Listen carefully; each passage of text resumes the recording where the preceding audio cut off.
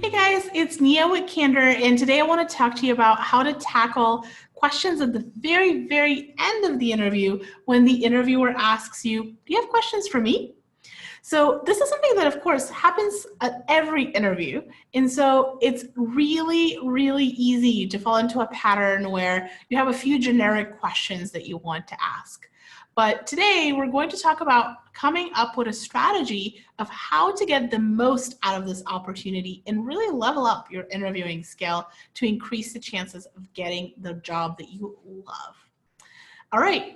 So I have two strategies for you, and the first one is the one I really, really highly recommend. The second one's kind of a fallback. So let's talk about the first one. Most importantly, I want you to go into every interview you have with a strategy.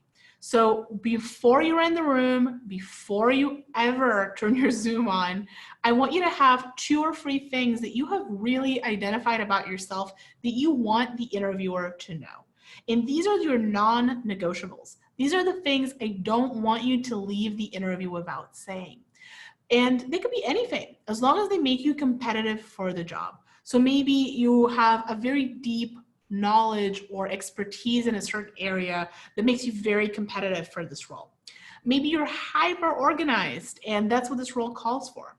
Maybe you have so much experience in just kind of craft and working with senior stakeholders, and this role has very, very high level of collaboration required. Whatever it is, I want you to have a checklist. And as the interviewer is asking you questions, I want you to consciously check off the things that matter the most to you. Because as much as an interview is about the company and the company finding a good fit, it's also about you. And I want you to really be able to communicate and sell yourself in a way that feels authentic to you.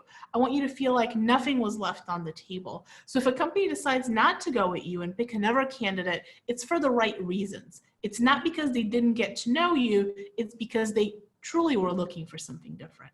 So in this strategy, at the very end of the interview, when the interviewer comes to you and says, do you have any questions for us?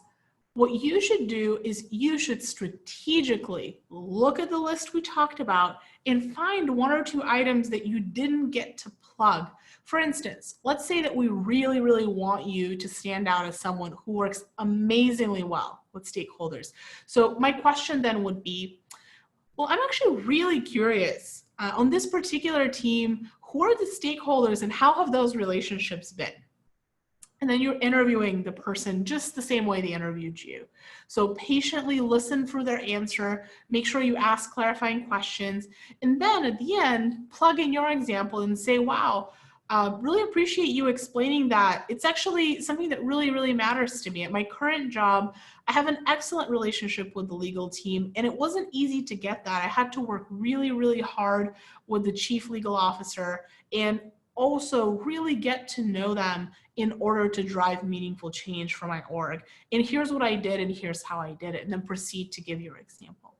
This is important because, again, it is an opportunity for you to plug things in about yourself that you really, really care about. And this is the preferred strategy I have for the end of the interview. If this doesn't work, then we want to use strategy number 2. And strategy number 2 is to be genuine. I know it kind of sounds cheesy, and maybe it is a little cheesy, but it works really, really well to give you a massive competitive advantage. See, the people that do really good at interviews are the people that have information you don't. And we want you to get information you don't have. So one of the ways to do that is to really ask questions about the team, questions that are not about you, questions that are about what does the team need? Maybe the person interviewing you is a partner to that team. So ask, what can someone in this role do to really be a good partner to you or to help you be more successful? Or what are the things you think the team really needs right now that they're not getting in terms of resources? Get information other candidates don't have, and then use that information in follow-up interviews to really paint yourself as an exceptionally strong fit for the role. This is really, really underused, but so critically important. And I want you to be doing these things because those small details often give you the edge you need to be selected for the role, especially in a competitive market like the one right now. And lastly, I want to cover a few things that I don't want you doing. So these are like the same way we have non-negotiables. These are like career suicide moves. So just don't do it. Number one, at the end of the interview, do not ever under any circumstances ask about money. Don't ask about how much the position pays. Don't ask about when you're going to talk about pay. Don't try to negotiate while you don't even have the role. This is just not the right time and place to talk about this. It's likely also not the right person, because the person who is going to discuss your pay with you is most probably going to be the recruiter, not the interviewer. So avoid any conversations around pay, or if you really need to have them with the recruiter. Don't have them during the interview. The second really grave mistake is to really waste and squander this opportunity. We talked about how important rapport is. So please don't ask things like, oh, when do you expect to make a decision?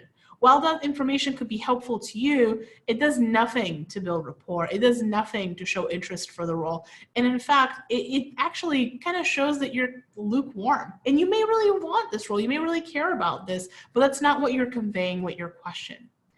In essence, people judge you more not for your answers, but actually for the questions that you have, for your genuine curiosity about the role, your genuine curiosity about the team, the company, and your ability to actively listen and empathize with the needs of the team and how you fit in.